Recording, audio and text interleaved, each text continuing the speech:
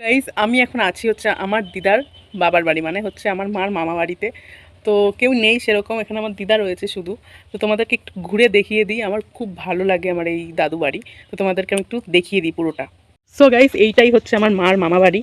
তো দেখিয়ে দিচ্ছি, এটা আমার হচ্ছে গাড়ি, ঠিক আছে। আর এই যে পুরো লোকেশনটা এত সুন্দর লাগে আমার। আর এইটা হচ্ছে ছোট্ট ঘর, আগেকার ঘর এটা। আর তারপর এখানে সব কিছু দেখো পুরো, মানে আমার খুব ভালো লাগে এই জায়গাটা। আর তোমাদের সাথে একটা জিনিস শেয়ার করছি, একটা ঘটনা ঘটে। তো গাইস যে ঘটনাটার কথা বলছিলাম সেটা হচ্ছে এটা কি বলতো, এটা হচ্ছে পায়রার ডিম, ঠিক আছে। আমার দিদা ওখানে তুলো শুকাতে দিয়েছিল, তার মধ্যে পায়রার ডিম ফেলে দিয়েছে। তো যাই হোক, এটা এখন রয়েছে, পরে তুলে দেওয়া যাবে দাদু আসলে।